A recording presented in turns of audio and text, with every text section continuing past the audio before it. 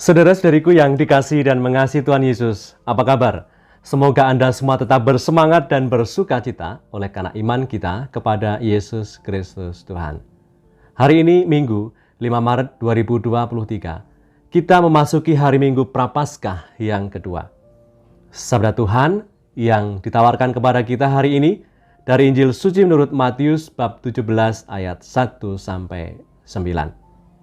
Sabda Tuhan yang kita dengar hari ini berkisah tentang Tuhan Yesus yang menampakkan cahaya kemuliaan keilahiannya di atas Gunung Tabor.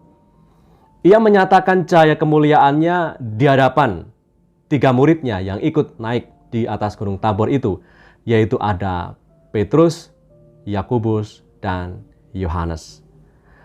Ada 2 peristiwa sebelum Yesus menampakkan kemuliaannya yang sangat terkait dengan peristiwa kemuliaan yang dinyatakan oleh Tuhan di hadapan ketiga muridnya. Yaitu peristiwa pertama adalah pernyataan iman Petrus bahwa Yesus adalah Mesias dari Allah, mewakili ke-11 murid yang lain, dan Yesus Tuhan menubuatkan derita, penolakan oleh tua-tua, dan kematiannya serta bangkit pada hari yang ketiga. Maka dalam suasana kekacauan dan kekalutan pikiran para murid yang mereka mendengar bahwa Yesus yang adalah Mesias itu harus mengalami derita, sengsara, wafat, bahkan kematian serta kebangkitannya, maka Yesus mengajak murid-muridnya untuk bisa melihat kemuliaan keilahiannya. Saat Tuhan Yesus memberitahu kepada muridnya bahwa Mesias harus menderita, tentunya mereka sebagai murid, pikiran mereka menjadi kacau dan menjadi kalut dan saling berdebat di dalam mereka. Bagaimana mungkin Mesias yang jaya, Mesias yang mulia harus mengalami derita, kemalangan, bahkan kematian? Maka dikisahkan dalam Matius 16 ayat 21, dikatakan bahwa Tuhan Yesus menubuatkan penderitaannya. Ia harus pergi ke Yerusalem dan menanggung banyak penderitaan dari pihak tua-tua, imam-imam kepala, dan ahli Taurat, lalu dibunuh dan dibangkitkan pada hari yang ketiga. Nah, dalam situasi yang seperti itu, Tuhan Yesus mengajak Petrus, Yakobus, dan Yohanes berdoa di Gunung Tabor, menemani Yesus naik gunung untuk berdoa. Saudara-saudariku yang terberkati, ini adalah sebuah pelajaran yang indah yang bisa mengajari kita bagaimana sikap kita sebagai orang beriman saat menghadapi dan mengalami kekalutan, kesulitan, dan persoalan hidup.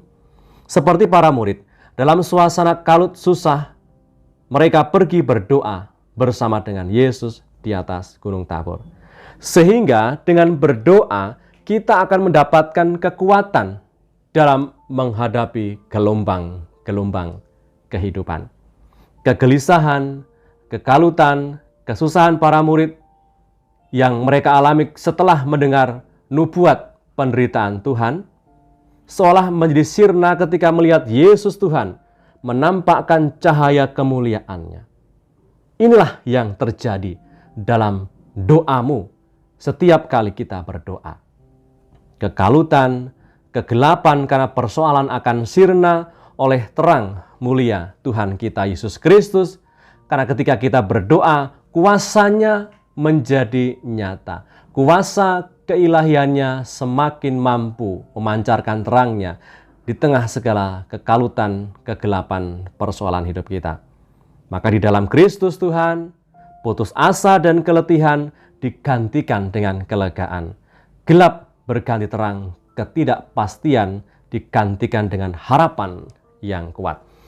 Dalam ayat yang kelima, dalam Injil yang ditawarkan kepada kita hari ini, dalam Matius 17 ayat 5, dikatakan demikian bahwa saat Simon Petrus sedang berkata-kata, turunlah awan yang terang menaungi mereka, dan dari dalam awan itu terdengar suara yang berkata.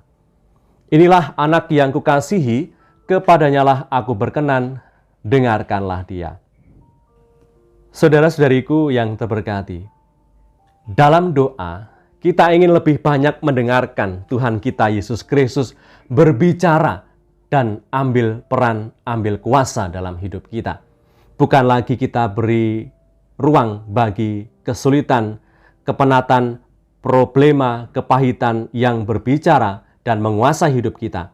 Dalam doa, Tuhan Yesus lebih banyak ambil peran dalam hidup kita, menguatkan, memberi jalan dalam menapaki jalan dengan segala dinamika kehidupan yang ada. Semoga saudara-saudariku yang terberkati, dalam masa Prapaskah ini kita punya waktu khusus untuk berdoa bersama dengan Tuhan. Di dalam doa kita ingin lebih banyak mendengarkan Tuhan, lebih banyak membiarkan kuasa Tuhan berbicara atas segala problema, kesulitan, dan kepenatan hidup kita. Ketika kita berdoa, maka kuasanya akan semakin terasa dan semakin mengendalikan dan juga memotivasi hidup kita. Marilah berdoa. Dalam nama Bapa dan Putra dan Roh Kudus. Amin. Tuhan Yesus, Engkau menyatakan kemuliaan-Mu di hadapan para murid. Kami mohon, nyatakanlah pula kemuliaan-Mu di hadapan kami hari ini. Kelancaran dalam tiap usaha dan rencana, kesehatan yang semakin membaik, kelelahan dan keputusasaan Kau ubah menjadi semangat dan sukacita. Sebab Engkaulah Tuhan kami yang hidup dan berkuasa bersama Bapa dalam persekutuan Roh Kudus, Allah Meraja sepanjang segala masa. Amin. Berkatalah yang Maha Kuasa turun atas kita semua, Bapa, Putra, dan Roh Kudus. Amin. Saudara-saudariku yang terberkati dimanapun Anda berada, dan dalam situasi apapun hidupmu, tetap semangat, tetap optimis, dan Tuhan akan mengatur dan mencukupkan segalanya.